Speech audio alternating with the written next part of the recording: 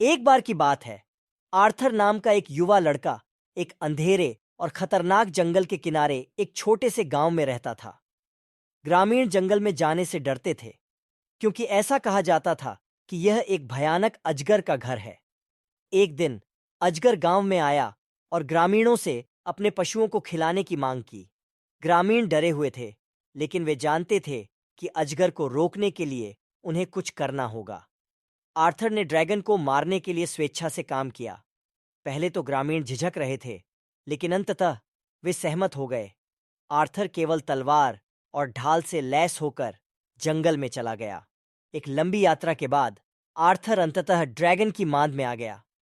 Dragon बहुत बड़ा और डरावना था, लेकिन आर्थर भयभीत नहीं था। उसने अपनी तलवार निकाली और अजगर पर हमला कर दिया। ड्रैगन ने आर्थर पर आग उगल दी, लेकिन वह आग की लपटों से बचने में सफल रहा। उसने अपनी तलवार घुमाई और अजगर पर वार किया, जिससे वह घायल हो गया। अजगर दर्द से दहाड़ने लगा और अपनी पूंछ से वार करके आर्थर को जमीन पर गिरा दिया।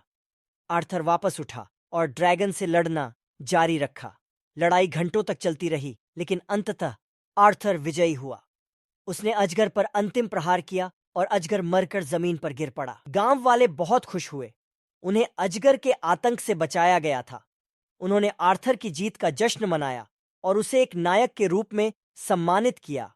आर्थर गांव को बचाकर खुश था, लेकिन वह जानता था कि वहां अन्य ड्रैगन भी थे जिन्हें मारने की जरूरत थी। उन्होंने ड्रैगन की दुनिया से छुटकारा पाने के लिए अपनी खोज जारी रखने की कसम खाई, ताकि किसी और को ग्रामीणों की तरह पीड़ित न होना पड़े।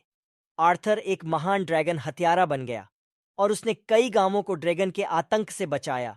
वह एक सच्चे नायक थे और उनकी कहानी आज भी बताई जाती है। समाप्त।